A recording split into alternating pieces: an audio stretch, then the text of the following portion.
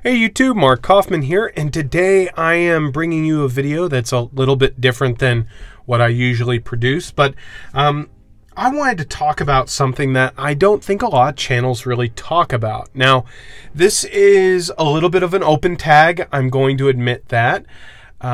It is going to be a little bit interesting, so just bear with me.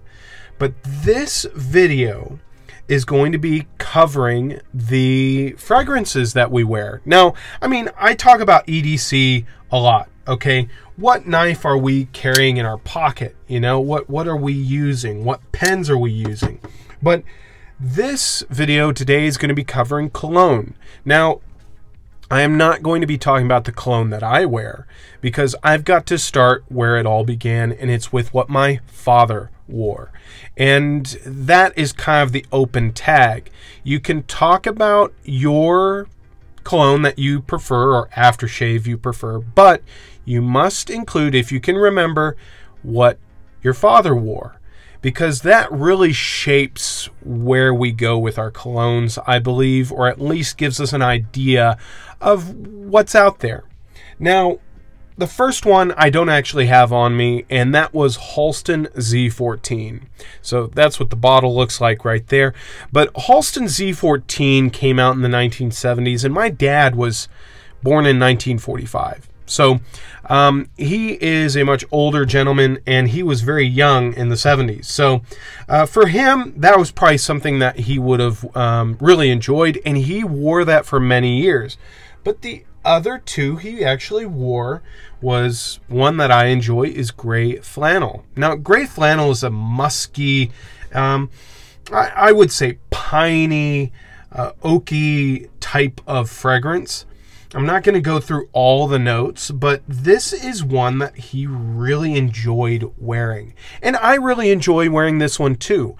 This is one of the fragrances that I remember him wearing, and he would have this regularly in his bathroom. I remember this bottle distinctively. So that was the second, and the third was actually a really interesting one. And I remember all three of these, okay? So all three of these really made a mark on my life. I remember my dad specifically threw these fragrances sometimes, and he's still alive, but whenever I want to think of them, sometimes I'll take a sniff of these. And the other one was Caswell Massey's Greenbriar. Now, Greenbriar is a green scent.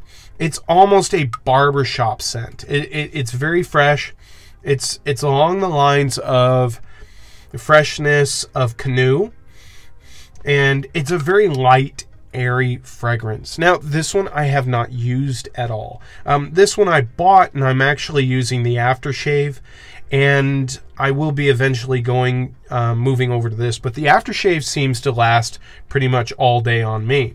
So these three fragrances, and the Halston was over there, are really the fragrances that kind of started it all for me.